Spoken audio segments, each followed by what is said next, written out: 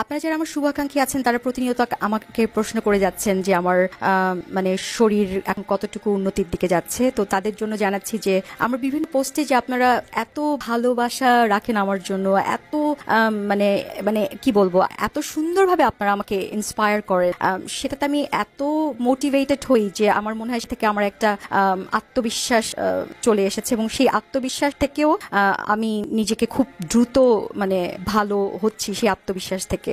এই জন্য আপনাদেরকে অসংখ্য ধন্যবাদ। আমি হয়তো সবসময় আপনাদের কমেন্টে রিপ্লাই করতে পারি না, কারণ টাইপ করতে একটু কষ্ট হয়, তার মধ্যে বোঝেনি তো সেখানে তো হাজারো গালিও থাকে। সো সব মিলে আমি একটু এম্বারেস থাকি, এই জন্য কারোটাতেই ওই রকম ভাবে রিপ্লাই করা হয় না। কিন্তু আমি আমার মন ছুঁয়ে যায়, জানেন আপনারা যখন আমার জন্য এইসব ভালোবাসার দুটি কথা লিখেন, আমার তখন মনে হয় আমি যত ত্যাগ করেছি এই পর্যন্ত আমার জীবনের সমস্ত কিছু তখন তো হয়ে যায়। তো আপনাদেরকে এই জন্য আমার অন্তরের অন্তঃস্থল থেকে অনেক অনেক অনেক বেশি শুভকামনা রইল আপনার। তো বরাবরের মতো বুঝতেই পারছেন আমার মাথায় কি প্রশ্ন উকি দিয়ে গেছে, আমি লোপা শয়তান অ্যাজ ইউজুয়াল। আমার যেহেতু মনের মধ্যে সবসময় আমার বিবেক কিছু ধর্মীয় কিছু ব্যাপারকে নিয়ে সবসময় প্রশ্নবিদ্ধ করে আমার বিবেককে, তো সেই ব্যাপারগুলোই আমি আপনাদের সামনে রাখতে চাই যাতে করে আমার নিজেরও উপকার হয় এবং আপনাদেরও হয়, কারণ আমরা যাতে আলোচনা সমালোচনার মাধ্যমে বুঝতে পারি যে কোনটি আমাদের জন্য সঠিক এবং কোনটি আমাদের জন্য ভয়াবহ, এবং সেভাবে করেই যাতে মানবতার আলোকে আমরা আমাদের পুরো পৃথিবীটাকে গড়তে পারি, সেই প্রয়াস নিয়েই আসলে আমাদের মতো যত মুক্ত মন আছে তারা কাজ করে যাচ্ছি। তো যাই হোক, আমার মনে আজকে যে প্রশ্নটি এসেছে সেটি প্রথমে আমি ভালোবাসার সম্পর্কে কথা বলতে চাই, এরপরে আমি আসল ডিটেলসে যাব। ভালোবাসা মানে একটা কপতির মধ্যে ভালোবাসাটা হচ্ছে এরকম যে যাকে ছাড়া আপনার এক বিন্দু চলে না, প্রতিনিয়ত যত ব্যস্ত থাকেন কোনো না কোনো ভাবে আপনার কল্পনাতে সেই মুক্তি আসে, যার জন্য যার কোম্পানি পাওয়ার জন্য মানে পুরো দুনিয়াকে একপাশে ঠেলে দিবেন এবং তাকে মানে তার যোগ্যতা সবার আগে পায়, কিংবা যাকে কাছে পেলে আপনার মনে হয় যে এর থেকে বড় সন্তুষ্ট মনে হয় আর কোনো কিছুতে আসবে না। তো এটি হচ্ছে ভালোবাসা, এবং আমার মতে এই ধরনের ভালোবাসা কখনো মানে অ্যাট আ টাইম দুইজনকে করা যায়। ভালোবাসাটা এরকম একটা ব্যাপার একজনের সাথেই হয় এবং খুব এক্সক্লুসিভ ভাবে হয়। অনেক নরনারী এখানে হয়তো বলতে পারেন যে কেন, আমার তো ঘরে তো হাজবেন্ড আছে কিংবা বউ আছে, বাইরেও এক গার্লফ্রেন্ড কিংবা বয়ফ্রেন্ড আছে, আমি তো দুইজনকেই সমানভাবে ভালোবাসি। তো আমার হচ্ছে যে ঘরের মানুষ প্রতি যদি আপনার ভালোবাসা থাকতো তাহলে কখনো বাইরে ভালোবাসাটা ক্রিয়েট হতো না, কিংবা মনে করেন বাইরের মানুষটার প্রতি যদি আপনার ভালোবাসা থাকতো তাহলে কখনোই আপনি হয়তো তাকে ফেলে নতুন কাউকে ঘরে নিয়ে আসতেন, সেখানে কোনো কমতি ছিল বিধায়ী হচ্ছে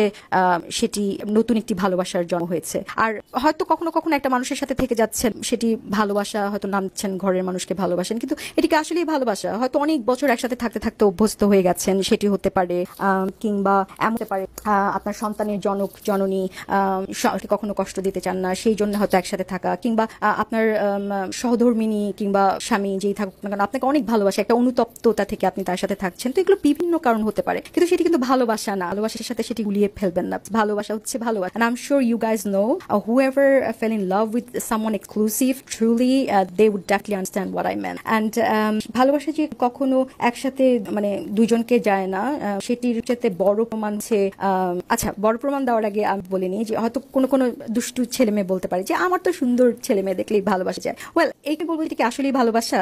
আপনাদের বুঝতে হবে যে মোহ কিংবা লালসা, বাসনা বা শুধুমাত্র ভালো লাগা, সেগুলোর সাথে যদি আপনি ভালোবাসা গুলিয়ে ফেলেন সেটা হবে না। ভালোবাসা জিনিস সম্পূর্ণ অন্যরকম, এগুলোর সবকিছুর ঊর্ধ্বে। এবং ভালোবাসা যে একই সাথে দুজন মানুষকে একই রকম ভাবে যায় না, তার সাথে বড় প্রমাণ হচ্ছে আমাদের নবী সাল্লাল্লাহু আলাইহি ওয়াসাল্লাম নিজেই। কারণ আমরা যদি কুরআনে দেখি যে সূরা আহজাব নাম্বার সূরা কিংবা সূরা তাহরীম 66 নাম্বার, ওখানে পড়লে আমরা দেখবো যে নবীর ওয়াইফদের মধ্যে তাকে ঘিরে সবসময় ঝগড়াঝাটি লেগে থাকতো আর কি। এবং বুখারী শরীফ থেকে আমরা জানি যে নবীর এতগুলো বউ থাকা সত্ত্বেও তার দুর্বলতা কিন্তু সবসময় আয়েশার তার ছোট বোন, সেটার এক্সাম্পল স্বরূপ বলতে পারি যে খাদিজা যখন যতদিন বেঁচে ছিলেন তিনি তো আর বিয়ে, কিন্তু খাদিজা মারা যাওয়ার পরে তিনি বয়স্ক মহিলাকে বিয়ে করেছিলেন, তার নাম সম্ভবত সাউদা। তো আমরা জানি যে নবীর যেহেতু অনেকগুলো বউ ছিল কিন্তু ডেট মানে দিন ভাগ করে দিয়েছিলেন, এক একদিন এক এক বউতে থাকতো। সাউদা কিন্তু নবীর এই আয়েশার প্রতি দুর্বলতা তিনি জানতেন, জন্য সাউদা নিচেকে নবীকে বলেছেন, এটা বুখারী শরীফের হাদিস। নিচ থেকে সাউদা বলছে যে আমি তো বুড়ো মানুষ, আমার সাথে থাকতে হবে না, আপনি বরঞ্চ আয়েশার সাথে। এবং নবী তো সেই জিনিসটা একসেপ্টও করেছেন, কিন্তু আয়েশার সাথে থাকতেন। এবং আমরা জানি যে তার শেষ বয়সে উনি অনেক কষ্ট পেয়ে মারা গেছেন, অনেক ছিলেন, এক পুরোপুরি শয্যাশায়ী ছিলেন। এবং সেই সময় তিনি নিজেই রিকোয়েস্ট করেছেন বাকি বিদের কাছে যে আমাকে আয়েশার ঘরে নিয়ে চলো, আমি সেখানেই থাকতে চাই। এবং শেষ নিঃশ্বাস পর্যন্ত আয়েশার ঘরেই ছিল। তো এ থেকে আমরা বুঝতে পারি যে নবী কিন্তু তার যদি অনেকগুলো বউ ছিল, সবাই কিন্তু সমানভাবে তিনি ভালোবাসতে পারেন। তো ভালোবাসা জিনিসটাই আসলে এরকম, কখনো সমানভাবে ভালোবাসা যায় না, কখনো যায় না। has to be someone special, exclusive. And আমি বলছি না যে ভালোবাসা একবারই আসবে, ভালোবাসা তো অনেকবার আসতে পারে, কিন্তু আমি বলছি যে একটা সময়কে কেন্দ্র করে একজনই থাকে ভালোবাসা, সেই মানে সেটি 2-3 জন ওরকম কখনো হতে পারে, সেটা অন্য কিছু হতে পারে, হয়তো শুধুই ভালো লাগে বা কোনো ইনফ্যাচুয়েশন বা শারীরিক কোনো ধরনের attraction, it could be so let's about it. এবং আপনি ঘরেরটা বাইরেরটা রাখবেন ভালোবাসা, সেই রকম জটিল ব্যাপারে আমি যাচ্ছি না। আমি শুধু বলছি হ্যাঁ, বিট্রে করাচ্ছি, এটা ঘরের মানুষই হোক কিংবা বাইরের মানুষ, কারোর সাথে করাচ্ছি। তো এইগুলো ভালোবাসার কথা। এবার আমি বলবো কিছু ভালো লাগাগুলো, ছোট ছোট ভালো লাগাগুলো। আমরা জানি যে আমাদের মনটা না ক্ষণস্থায়ী, হ্যাঁ, ক্ষণস্থায়ী জীবনের মধ্যে আমাদের সুখগুলো আসে বিভিন্ন ধরনের ভিন্নতা দিয়ে, বিভিন্ন ধরনের পরিবর্তনকে।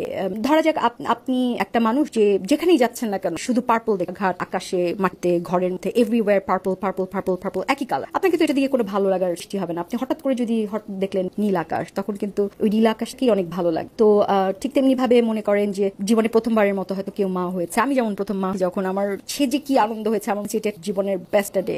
কারণ এটার পিছনে কিন্তু একদিকে হচ্ছে সেটাই যে বাচ্চা প্রত্যেকদিন আমার হচ্ছে না, আমি সেই ছোট শিশুটিকে আমি প্রত্যেকদিন করে নিতে পারছি না, এই ফিলিংস গুলো আমি প্রত্যেকদিন পাচ্ছি না, আমি জানি প্রতিনিয়ত সেগুলো চেঞ্জ হচ্ছে, ক্ষণস্থায়ী। এই কারণে ভালো লাগার জোরটা অনেক বেশি বেড়ে যায়। তারপর ঠিক তেমনি ভাবে বাচ্চাটা যখন আমার হাঁটি পা পা করে হাঁটা করলো, সেটি দেখো আমার ভালো লাগা ক্রিয়েট হয়েছে যে ওয়াও, ইটস জাস্ট অ্যামেজিং, ও কত কিছু পাচ্ছে, এটি থেকে ভালো লাগা। কারণ ওইটা ওর বয়সের পরিবর্তনে আরেকটা স্টেজ, সেটি দেখে আমি আবার ভালো লাগা নতুন করে অন্যরকম।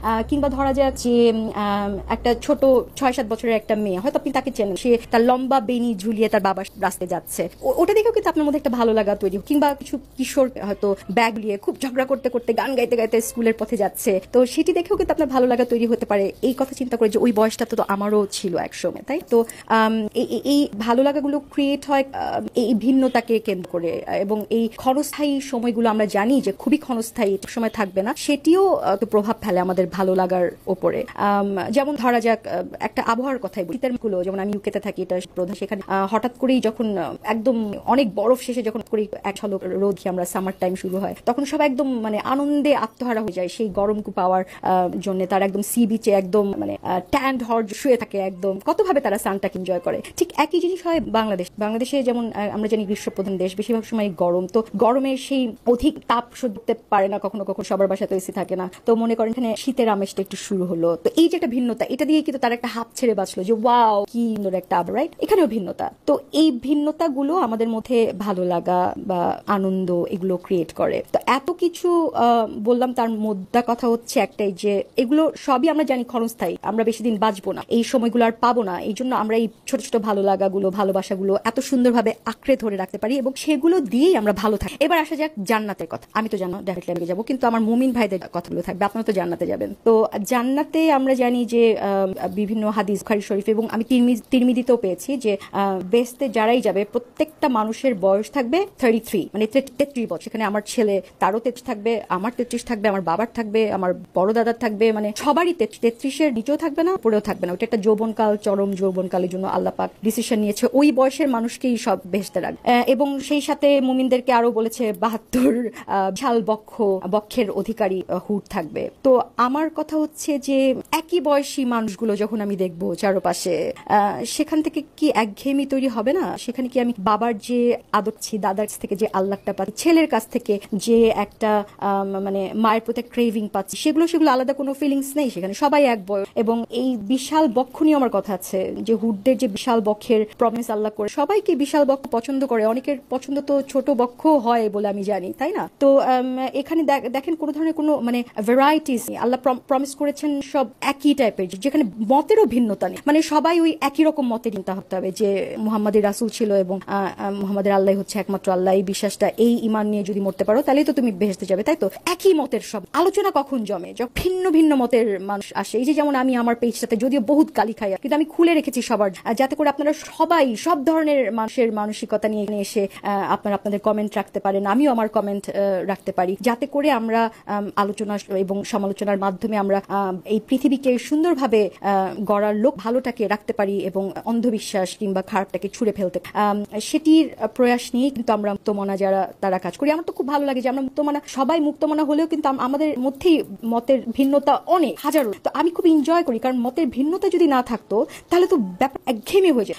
সেটা থেকে আমরা আসলে কিছু পেতাম, যেখানে একটা কৌতূহল হবে, যেখানে জানার আগ্রহ থাকবে, এখানেই কিন্তু আমরা একটা পথ পাবো। আমি যদি আগে থেকেই বলে দিই যে না আমি তো সব জেনে, তো সেখানে কিন্তু আসলে কোনো ধরনের কোনো জানার বা বোঝার যে একটা আত্মতৃপ্তি সেটা কিন্তু সেখানে থাকছে না। তো চলে যাচ্ছি জান্নাতের প্রসঙ্গে আবারও। তো জান্নাতে যেমন সব একই বয়সের মানুষ, একই টাইপের ঘুর, বিশাল বক্ষের, তারপরে দেখেন আরো কিছু প্রমিস করা আছে, যেমন ওখানে বলা আছে যে সুন্দর বাতাস। সুন্দর বাতাস মানে হিমেল বাতাস, এমন ভাবে যে একদম শরীর দেহ মন জুড়ে যাবে এরকম বাতাস। তো সবাই যে আবার ঠান্ডা বাতাস পছন্দ করে পৃথিবী তা কিন্তু না, অনেকে কিন্তু গরম বাতাস করে শীতের মানুষরা। তো আল্লাহ পাক যেহেতু সৌদিতে কোরআনটা নাজিল করেছেন, এই জন্য হয়তো ওই আল্লাহ পাকের হয়তো ঠান্ডা বাতাসটা বেশি পছন্দ। যাই হোক, এরপরে আরো ব্যাপার আছে, এটি হচ্ছে যে মতের মিল তো থাকবেই না, বললাম বয়স সবার একই রকম, it's going to be very boring. And কিছু প্রমিস করা আছে যে যেমন ফল খাবেন আপনারা বিভিন্ন রকম থাকবে, বিভিন্ন ধরনের কি বলে মানে গালিচা থাকবে, বাগচা, তারপরে ঝর্ণা সেকে বইবে, এবং বাগান থাকবে,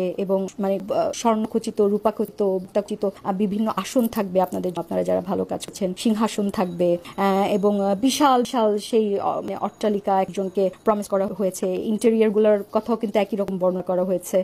কিন্তু আমরা আবার বাস্তবিক একটু পৃথিবীতে দেখা যায় যে একই ধরনের ইন্টেরিয়র একটা গরিব মানুষও কিন্তু রাখে না তার বাসায়। তার যদি পুরো বাসু নাও থাকে, একটা খালি চোখ, খাটো নাই, তার খালি একটা চোখ, সেও কিন্তু সেটা বাম থেকে ডানিয়ে কখনো কখনো চেঞ্জ করে একটা ভিন্নতার জন্য, যাতে তার মধ্যে একটা ভালো লাগার হয়। আর তিনি যদি বড়লোক হয় তাহলে তো কথা 6 মাসে একবার কিংবা বৎসরে একবার তিনি পুরো বাড়ির ইন্টেরিয়র চেঞ্জ করে ফেলেন।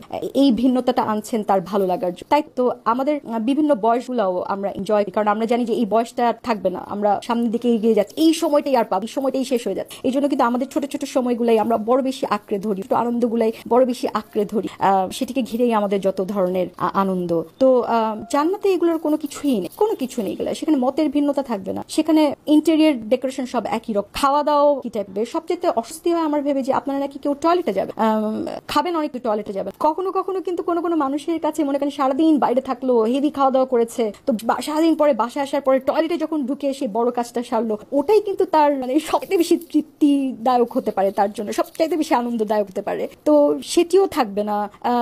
সবই ওই যে একগাদা হুজুর যে বয়ান সে মানে আল্লাহকে পাওয়ার জন্য, ওই টাইপের লোকগুলাই সব থাকবে বিশাল বক্ষর হুডদের নিয়ে। অ্যান্ড দেন সবচাইতে ডিপ্রেসিং পার্ট, সবচাইতে কষ্টের পার্ট, যেখানে অনন্তকাল থাকতে হবে। তো আমরা আমাদের জীবনটাকে এত ভালোবাসি কেন, আমরা এত এনজয় করি কেন? কারণ আমাদের এটা অনন্তকাল না, খুব স্বল্প সময়। আমাদের মৃত্যু ভয় আছে সদাজীব, যে কোনো সময় মারা যাবো, এই সময়টা আর পাবো, ওইটাকে ভেবেই কিন্তু আমরা এই সময়গুলোকে এত মানে আনন্দে পরিপূর্ণ করে তুলতে পারি। যেটি ওখানে অনন্তকাল যদি এরকম একটা বোরিং পরিবেশের মধ্যে থাকেন, তাহলে আসলে এটা তো টর্চার ছাড়া আর কিছুই হবে না। একটু ভেবে দেখ প্লিজ, এবং সেটি ভেবে আপনারা কি পেলেন এই কমেন্টে লিখবেন। যারা গালি দেওয়ার দিয়েছেন, কোনো সমস্যা নেই, আপনাদের গালিগুলা আগে আমার অনেক কষ্ট লাগতো, গালিগুলো পড়ে পড়ে অনেক কষ্ট পেতাম আমি, এখন আর কষ্ট লাগে না। কেন জানেন? কারণ আমি দেখি যে যারাই নোংরা কথা লিখছেন সেখানে কোনো লজ থাকছে না, সেখানে কোনো ধরনের কোনো জানার আগ্রহ, সেখানে কোনো ধরনের কোনো রুচিপূর্ণ কোনো মন্তব্য থাকছে না। সেখানে একটা জিনিসই থাকছে, সেটা হচ্ছে আপনার কাম,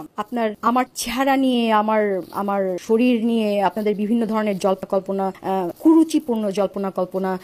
আমি সেটা তার রাগ হই না, কারণ আমি জানি যে এগুলো এই জিনিসগুলো আপনারা কোথা থেকে পেয়েছেন সেটা আমি জানি।